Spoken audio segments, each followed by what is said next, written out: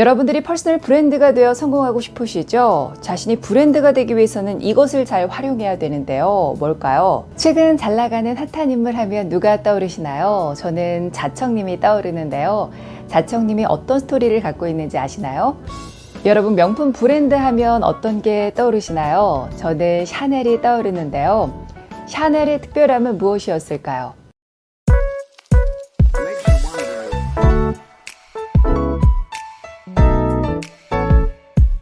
여러분들이 퍼스널 브랜드가 되어 성공하고 싶으시죠? 자신이 브랜드가 되기 위해서는 이것을 잘 활용해야 되는데요. 뭘까요? 바로 스토리를 활용해 말하는 것입니다.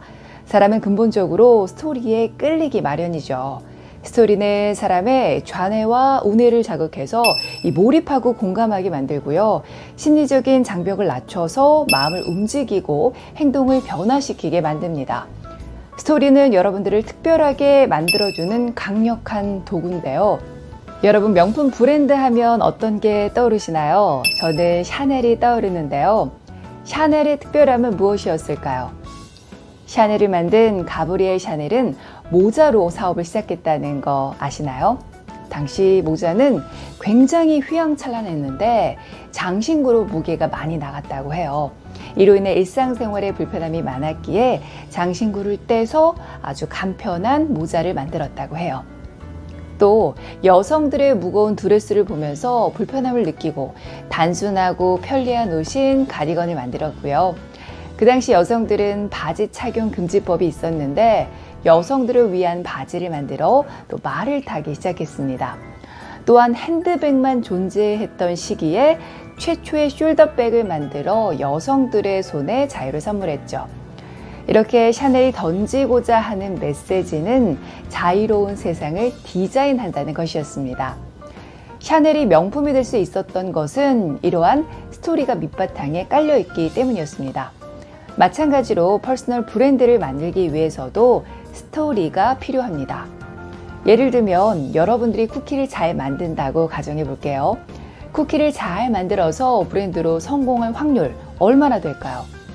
대기업들이 많기에 쿠키만 잘 만들어 성공할 가능성은 낮습니다. 하지만 어떤 사람이 쿠키를 만들어 자신의 쿠키를 아토피가 심한 어린아이 때문에 건강한 쿠키를 만들기 시작했고, 그러한 쿠키를 만들면서 사람들에게 건강과 행복을 선물한다고 말한다면 어떨까요? 그 사람의 차별화된 경험이 고객에게 호감과 신뢰감을 갖게 만들겠죠. 최근 잘 나가는 핫한 인물 하면 누가 떠오르시나요? 저는 자청님이 떠오르는데요. 자청님이 어떤 스토리를 갖고 있는지 아시나요? 열등의식이 가득한 오타쿠 흙수저였는데 그는 30대에 어떤 일을 하지 않아도 월 1억 원을 버는 자동 수익을 완성해 경제적, 시간적 자유를 누리게 됐죠. 인생 역전을 할 수 있었던 이유는 인생에도 공략집이 있다고 생각하면서 매일 2시간씩 꾸준히 독서와 글쓰기를 했기 때문이라고 합니다. 그분은 무자본으로 특별한 창업도 했는데요. 사람의 심리에 대해 이해를 하게 되며 이별한 연인들을 다시 재회하게 만드는 상담 일을 했다고 하네요. 그가 쓴 자기계발 에세이 역행자는 베스트셀러가 됐죠. 자청은 자신만의 경험 스토리로 퍼스널 브랜딩에 성공했습니다. 여러분이 차별화된 브랜드가 되기 위한 필수 조건이 바로 스토리라는 것 이해되셨죠? 그러면 어떤 스토리를 활용하면 좋을까요? 제가 퍼스널 브랜딩을 위한 10가지 좋은 스토리 알려드릴게요. 첫째, 자신만의 특별한 이력이 있다면. 둘째, 왜 지금의 일을 하게 됐나요? 셋째, 자신의 닉네임이 있다면 왜 그러한 닉네임을 갖게 됐나요?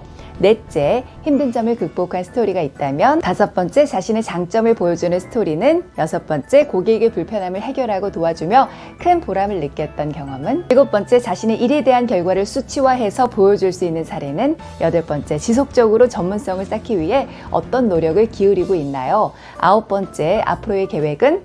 열 번째, 자신이 추구하는 인생의 가치는.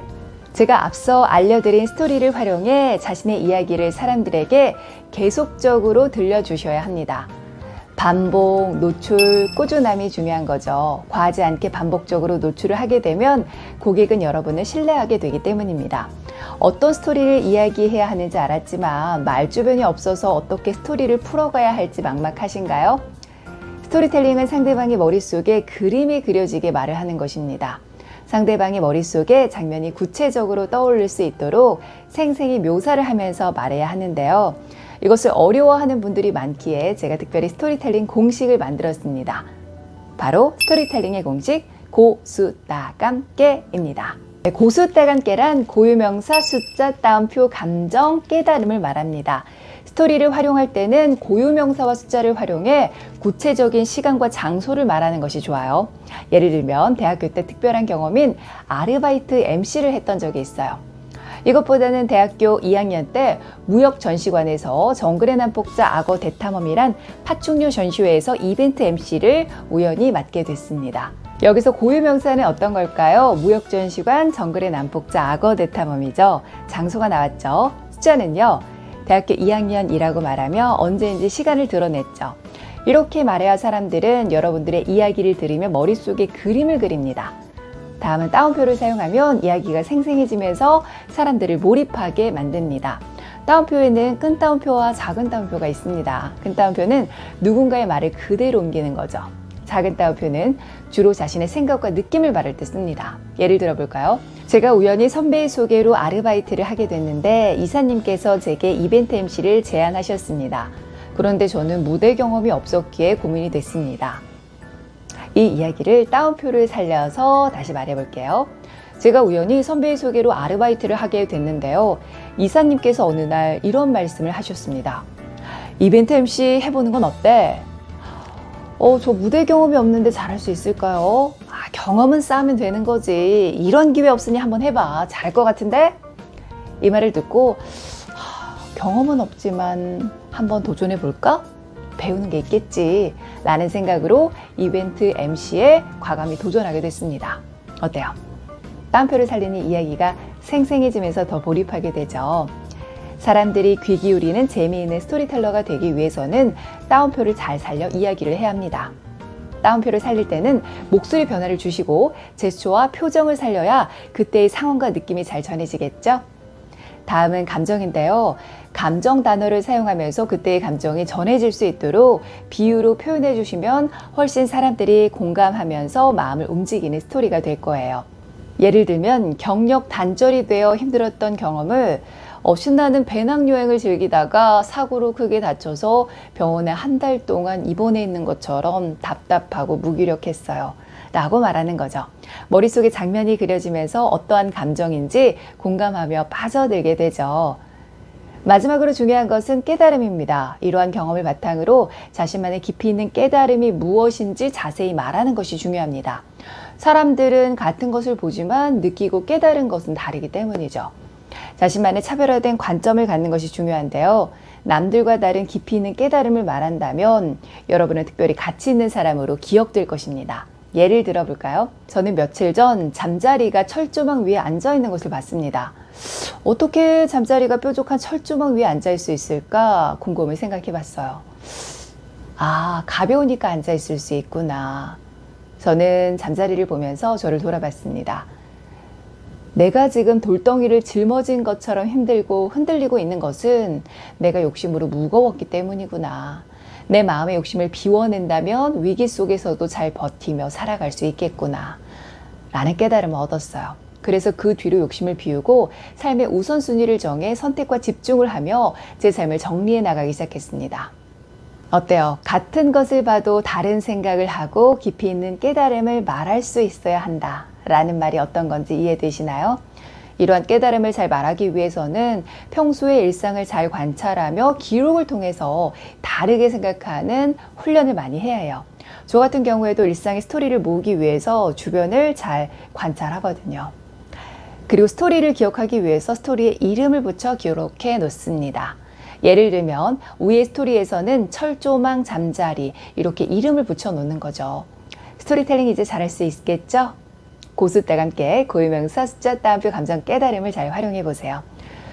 앞에서 퍼스널 브랜드를 만들기 위한 좋은 스토리에 대해서 말씀드렸죠. 그중 예시 한 가지를 1분 스토리텔링으로 말해볼게요. 스피치 아카데미 라이를 2016년에 오픈하고 다양한 스피치 교육을 해왔어요. 면접 코칭, 소통, PT, 키즈 스피치, 보이스 코칭. 그러다 코로나가 닥치면서 저는 오프라인을 할 수 없었죠. 그때 이제는 온라인 세상으로 진출해야겠다 라고 생각해 새로운 일을 벌이기 시작했습니다.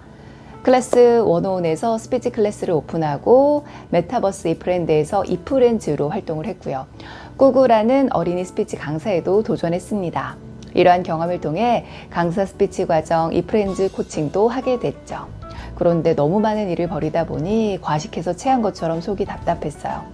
목적지 없이 열심히 달리기만 하는 것 같아 지치고 힘들었어요. 사람들이 멀리서도 찾는 전문가가 되기 위해서는 스피치 분야 중에서도 나만의 독보적인 분야가 있어야 하는 게 아닐까? 여러 가지를 다 만드는 음식점이 아닌 한 가지를 잘 만드는 맛집이 대를 이어서 오래 지속되는 것처럼 스피치의 한 분야의 대가가 되어야 하지 않을까? 이런 과정에서 많은 고민들을 해왔습니다. 사람들이 가장 원하는 것은 무엇일까? 내가 잘하고 도움을 줄 수 있는 것은 무엇일까? 그래서 퍼스널 브랜딩 스피치 전문가가 되기로 결심했고 콘텐츠를 만들기 시작했어요. 앞으로도 많은 분들이 자신의 분야에서 스피치로 차별화된 콘텐츠를 만들어 꿈을 이룰 수 있도록 돕는 퍼스널 브랜딩 전문가 스피치 라일이 되겠습니다. 이제 어떻게 말할지 감 잡으셨죠? 여기서 고스톱감기를 한번 찾아보세요. 이제는 여러분들이 제가 알려드린 방법을 활용해 자신만의 차별화된 스토리를 스피치로 널리 전해보세요. 스피치로 여러분들의 꿈이 이루어지길 응원합니다. 퍼스널 브랜딩 스피치 전문의 라일쌤이었습니다. 콘텐츠가 도움이 되셨다면 구독, 좋아요 부탁드려요.